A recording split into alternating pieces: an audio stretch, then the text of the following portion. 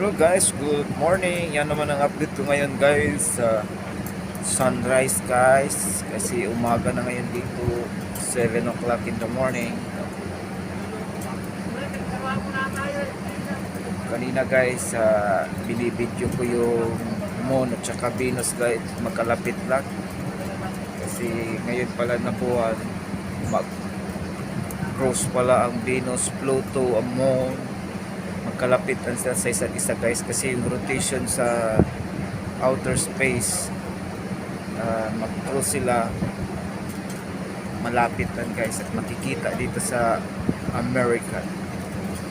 Okay guys, update ko kayo sa aking araw-araw na mga videos dito sa ibang bansa na ganito ang sitwasyon dito sa laot, sa dayo ng dagat. Masyado mahangin ngayon, bad weather, pero tuloy pa rin ang trabaho.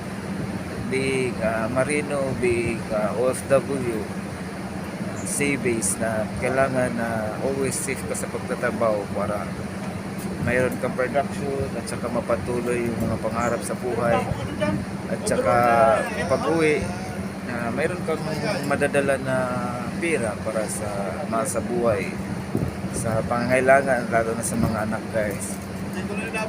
Kung saan man kayo mga kababayan, mga OFW, seaman, or land base o DH, mag-ingat kayo para sa kapakanan na ating pamilya na naghihintay sa Pilipinas. Okay guys, hanggang dyan muna ang aking video. Update ko kayo next time. This is DJ Freeman Vlog. My way, my vlog, my video, my everything.